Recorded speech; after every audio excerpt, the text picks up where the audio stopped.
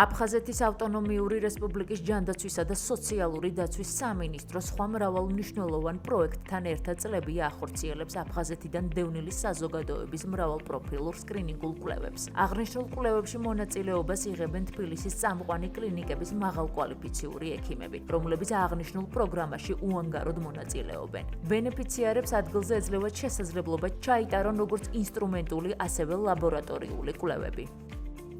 2023 წლის განმავლობაში სამინისტრომ განახორციელა 8 გასვლითი ღონისძიება 10 ლოკაციაზე.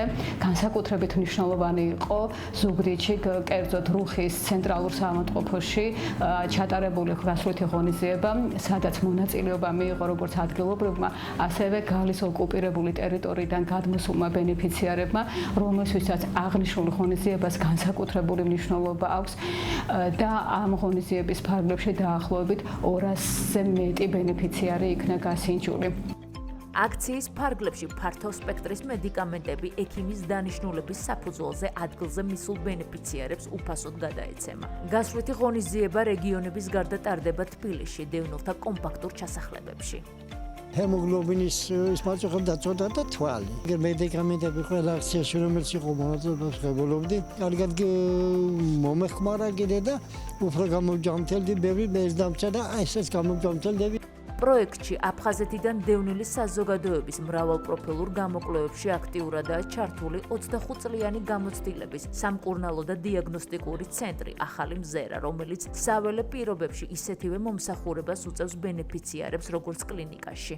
კლინიკამ შეიძინა სპეციალურად ამ ღონისძიებებისთვის ისეთი პორტატიული ხელსაწყოები, რომელიც საშუალებას გვაძლევს ისეთივე მაღალი დონის გამოკვლევები ჩაუტაროთ საველე პირობებში, როგორც ეს კეთდება კლინიკის შიგნით.